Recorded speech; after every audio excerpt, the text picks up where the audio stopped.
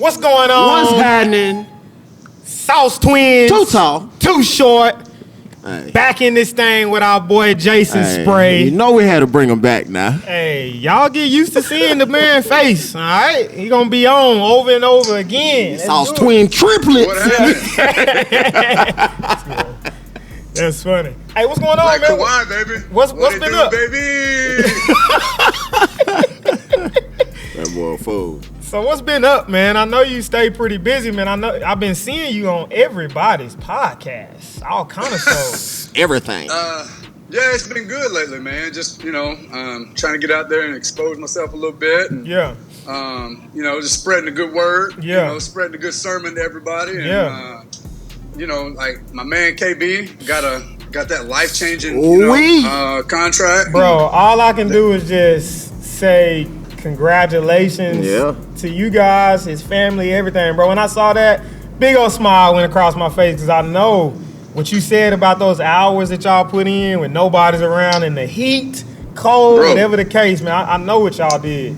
There was one particular day that I remember. I was still at Middle Tennessee, and it was in the spring, kind of early spring, so it was cold that day, and the wind was whipping. And I mean, he was a rookie that year, or he just came out of his rookie year, and I mean, we were just out there conditioning, and again, there was nobody out there. Yeah. And you could hear, and like in Middle Tennessee, like this is an aluminum stadium, right? Yeah.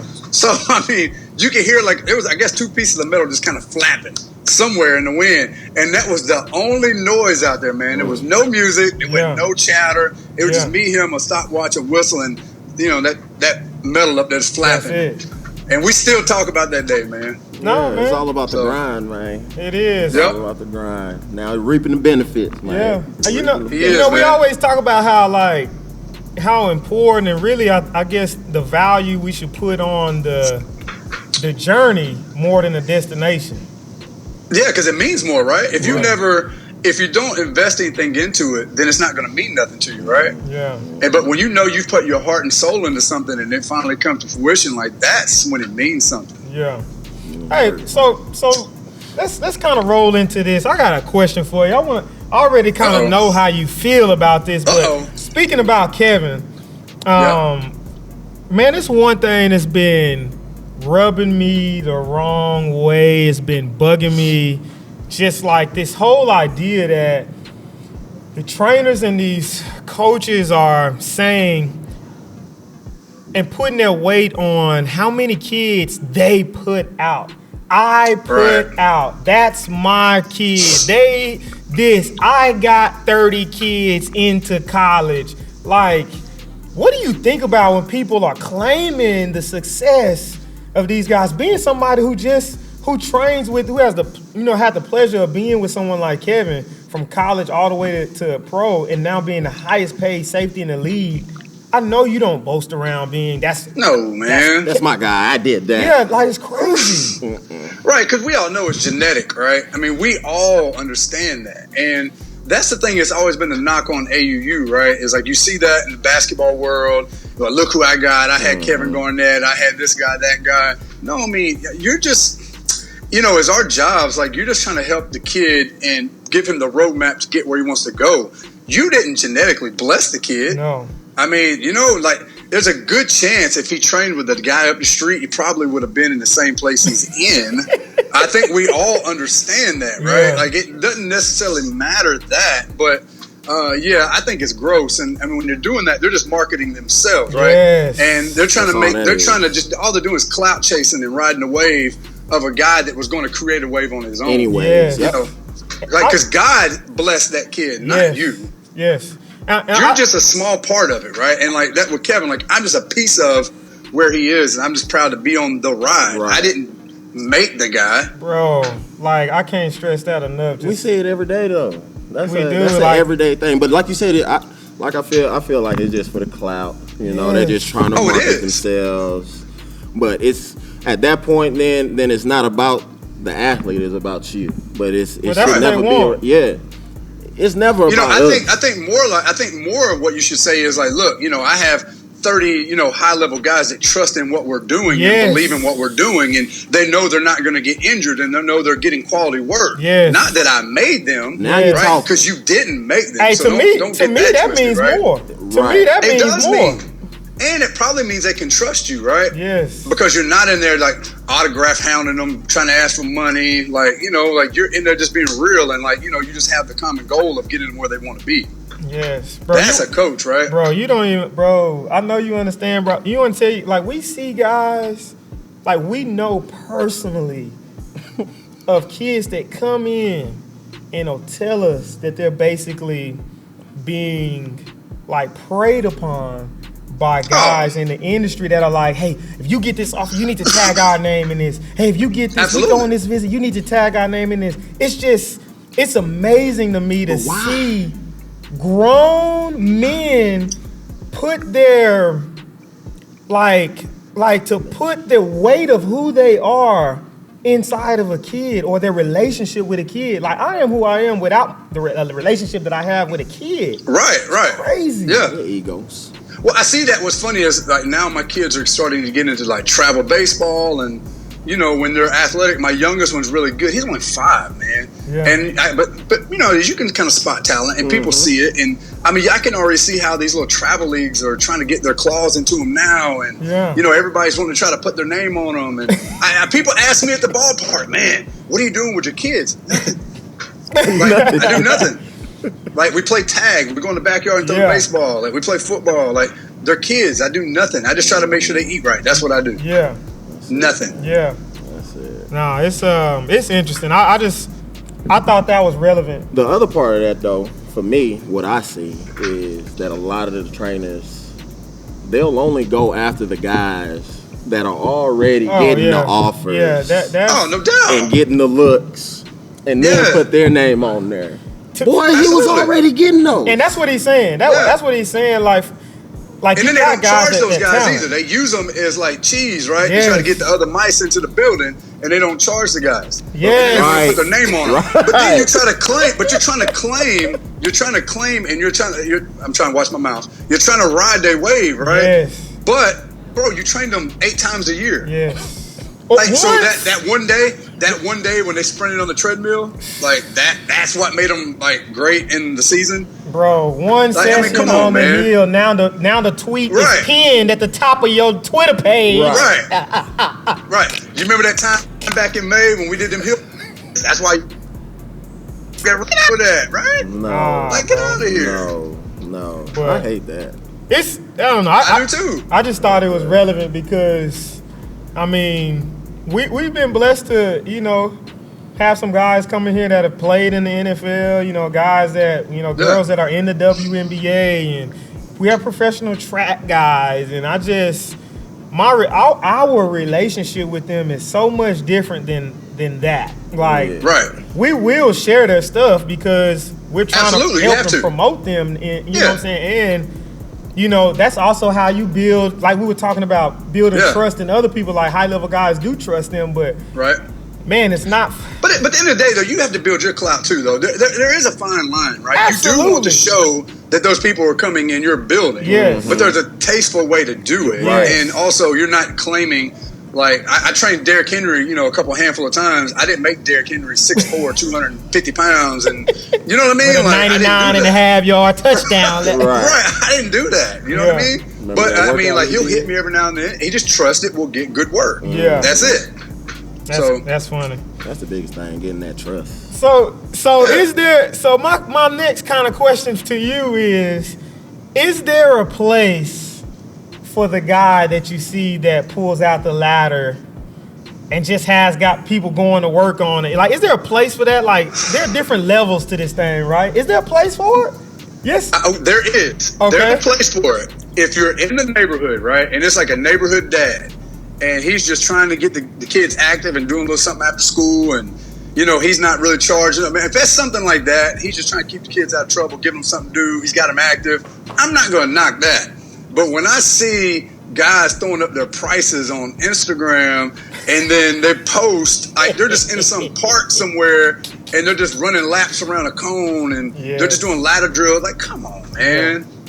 Yeah. Like you're like a nomad trainer. You're, Yes. you're not. You haven't put anything into said that. Nomad trainer. You know what I mean? Like you haven't put any thought into that, right? Yeah. Like Yeah. your workout program is your company, your business is going to resemble your workout program. Yeah. Like look behind you. Look what you guys have built. Yeah. Do you think you're just going to slap some crap out? Nah. No, because you've put time and effort Yeah. into what you've built. Yeah. A guy who just pulls up in his car and just throws a ladder and some cones in the field, he ain't put nothing into that. He's looking for the next thing. Yeah. That's just something to make money. Yeah. Yeah. It's hard, I think, because the parents and the kids don't always know. So Right. it's like they don't really know until they know.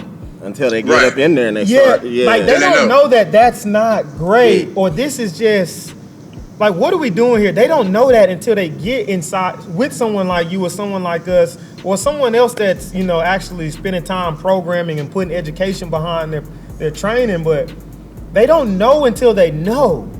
So it's tough. Like, I feel like, It is. I mean, you know how many parents out here are feeling like their kids are getting the best work because somebody ran them up and down the hill 40 times And yesterday? they was Yes. all tired. Bro, but part of the issue is, you know, the PE system has been stripped down in the school system, right? So kids don't get, you know, the physical education that we got when we were younger. Yes. You have to think that's 5 days a week, an hour a day. And then the recess time that they got. So some of these kids, that's the only activity they have. Yeah. And then you feel bad if you have parents who work a lot or if you're a single parent. I mean, that may be the only structured activity that they have, right? And like that mom may be just looking for some sort of male figure to take a kid out and just do something with him. Yeah. You know, that's where it gets tough. But I saw someone tweet it today, and this was real talk, was I really, it makes me sick though when you see some guy who tells a single mom who's, you know, she's stretching her penny to make it work and trying to do best for her kid, and she's telling that the 6-year-old needs a $150 strength program, right? Mm-hmm. That's when it gets pathetic to me, right? Yeah, I mean, come on, man. No, you're right. I think, I don't know, I've always felt like we've had the culture where, like, not everybody will train here, and there's a time, you know, when, you know, guys should start. And for us, like, we have a youth group, right? We have like, but that's a good thing. Yeah, we have like a 7 and 8 and 9-year-old group, right? And man, and they come in, and I think this is the only time really they get like some structured, active work. And bro, we do stuff with PVC pipe with them. You know, they see their parents working out, so they want to do overhead press. You know, so we give them a PVC pipe. But see, you're giving them a structured program. That's something to build upon. Yeah. You're not just out in a parking lot. Yeah. You know, with a parachute and a you know, and a sandbag, just making stuff up. Yes. Parachutes and putting that stuff on kids and that's a whole First day out there, we got the parachutes on. Yes. What are we doing? Yeah. What are we or doing? you just hodgepodge everything you got in one day, right? Oh my gosh. Like, bro, I got posted, they did parachute runs and they did sled runs and they did hill runs, and then it was just like he did everything he knew in one day.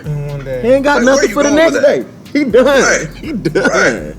I don't know, bro. Like I don't know. I struggle. Not that I struggle, but it's something that we talk about, and we just like, when we see some of this stuff, I'm like, man, is there a place for that? And I think not for that, but like for the guy to just pull out the ladder. But I think you make a good point. I mean, neighborhood dads, you know, some other guys trying to charge a 6-year-old, you know, $150 for a speed program right now, and he has no clue what he's doing.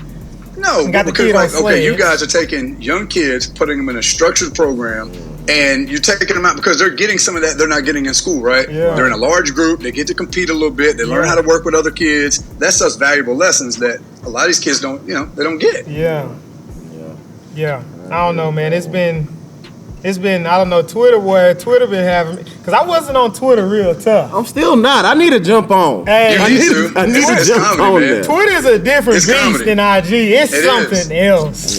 It is, man. It's something else. But boy, I swear every day I get on, boy, You don't hold back, boy. I'll be walking around the facility just giggling when I see you. But see, I do hold back because I've quit. I haven't been calling out people like individually in a while though. My wife, she was getting on to me about that. She was like, "You being mean, you bullying." Yeah. And she's like, she's in HR, so. She got that. Right. She got her business hat on. Exactly. I don't know, bro. I feel like when you do stuff to people a certain way, man, I don't know, man. I think there needs to be some level of accountability in our field. I agree. There has to be. Well, that's the problem, though. It's not regulated really by any kind of certification, right? Yes. I mean, you think about any other field, you have to, like, even to cut hair, right? Yes, you have to have a license to do it. In this field, you don't have to. Yeah. I mean, you can just take anybody out and, it's such run. a free, like, it's so easy to get your hand on some ladders and just go to an open park. So it's so hard to regulate Anybody it. can do it. But hey, right. let me say this, man. The other day I found out about a guy. It's a local company. I ain't gonna even say company. It's a local guy that is trying to be the strength coach for a district. And when I tell you he doesn't have a letter of a certification by his name, no education, just not a very, in my opinion, it's not a good ethical person. Like, that kind of scares me. Like, what is going on if they allow this to happen inside of this district? And the guy has no certs, no nothing. And you're gonna put How can him he in even apply without even having certs and stuff like that, though? Because, like I said, like it's not regulated like that. It's not. So, like, I mean, it's not. You have someone like Jason, like, who is running this high school, comes from Middle Tennessee, education, experience, all of that success. You about to put another guy in the same role and be responsible for 60 kids in a weight room and responsible for their programming? It's crazy. That's on the Well, it's funny when you, because, it's funny sometimes I when my kids playing baseball, we'll go and there'll be like little workout groups and I get to see little things and I kind of hold my tongue and just watch, but it's like, man, what are we out here doing right now? Crazy. But, but I just don't know what you do. Eventually you would think that the legal system would have to step up because, you have some guy just out running, like you said, 40 and 50 hills just to do it. And what happens when one of these kids, passes out and dies, right? Right. I mean, he has no idea. He doesn't know CPR. Time that, he calls 911 and an ambulance gets out to this field somewhere. I mean, that kid's going to be dead. That's crazy. So you're talking about, we are talking about safety.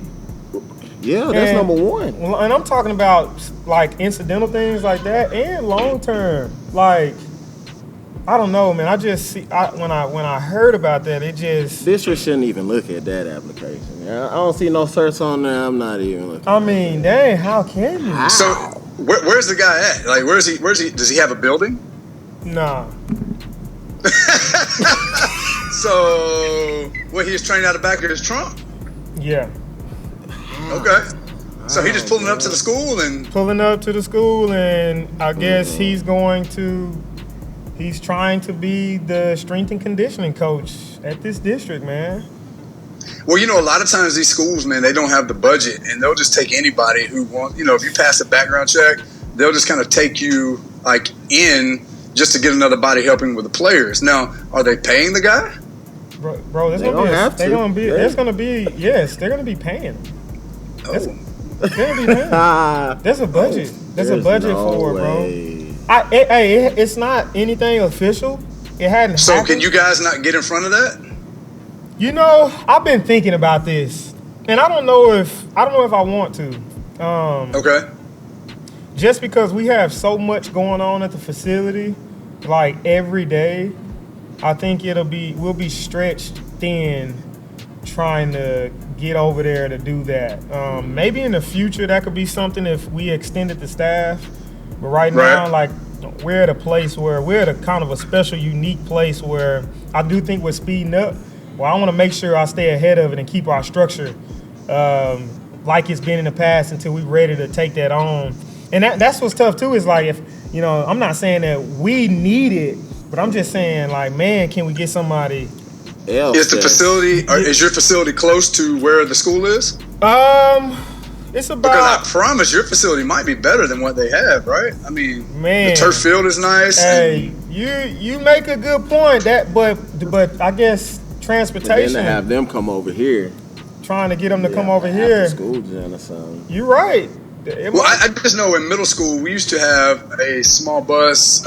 So there was 2 local high schools. There was one middle school that fed the 2 high schools at that time. Now it's grown and it's a lot bigger than that. But after school, one high school's bus was on the left, the other high school bus was on the right.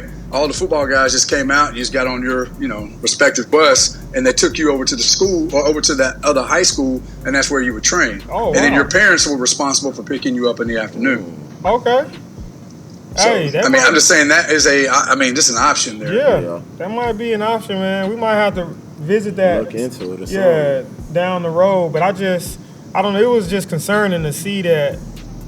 I know, like, this person just wouldn't be good for that, and I know that they would be trying to claim all.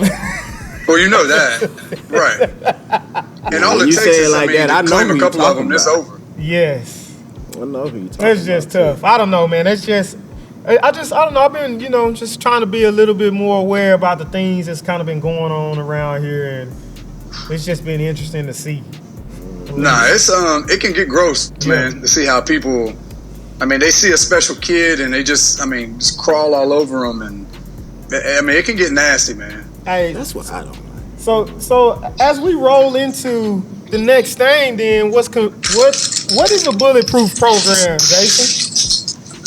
So, all right, I saw that about the bulletproof, right? So you can't guarantee me anybody's not going to get injured, right? Right. That's just a sales pitch. That's just like a gimmicky guru term. Because I don't think in athletics you just can't promise. It's just too many unknowns, right? Yeah. Someone falls into the side of your leg, you get hung up under a pile when you're trying to make a tackle. Yeah. Somebody ear holds you in the side of the head. Like, you can't guarantee you're going to bulletproof anything. Right. And that's one thing Mike Boyle has always been really good about, that I always like the terminology. It's not injury prevention, it's injury reduction. And, okay. yeah, and that's one of the things that we've always tried to look at. Yes. Reduction. I don't know. I do think, and what's also funny to me is when I'm looking at some of the workouts, and I try to tell everybody that comes in, because we do get guys, like we've gotten a ton of post-op ACL. I tore my ACL. We've corrective exercise certifications and education and all of that, and so we get guys that have torn ACLs or come back from meniscus or an Achilles rupture, and I try to tell people and the parents and even the coaches, like, look, understand that the rehab is going to look like a strength program.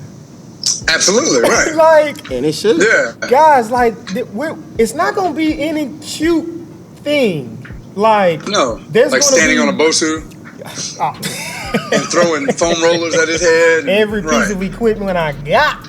Right. But yeah, it's like the rehab is gonna look like a strength program. Now, to me, what makes guys special is how well guys are able to modify, and like how well guys are able to adjust. Like, you got to be able to modify movements to assist and to complement people's lack of mobility that ain't got nothing to do with their injury, and to help, right, you know what I'm saying, come back from the injury. So I always think that's interesting to see, like, when people are talking about post-op rehab and prehab and things like that, because there's no bulletproof program at all. And again, that's just a terminology to sell an ebook or little get your clickbait guru card, and there's no way. You just can't guarantee anything. Yeah. No, I've always seen it like that. I just do think it's a good topic, because it might be a video I might have put out. I told one of our clients the other day, it's a little bulletproof rehab on your shoulder, because when they hear that, when they hear that bulletproof, it's like, okay, this is how I keep my shoulder healthy. So I think, it can be like a, little term that people they can relate to it, I guess.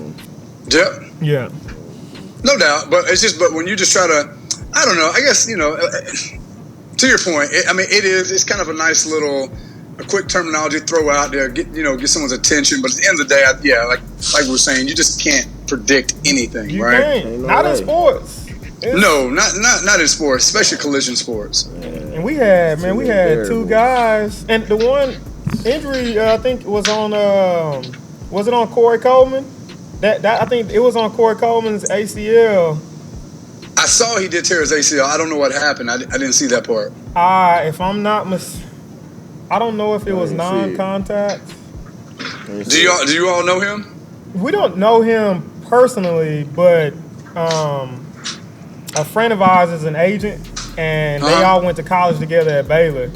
And we've been around him a few times. We've met him a few times, but we've chopped it up. But we're not like friends. Yeah. You know what I'm saying?